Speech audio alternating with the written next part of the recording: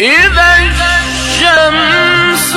كورت وإذا النجوم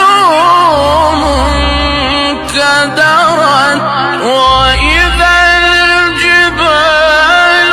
سيرت وإذا العشار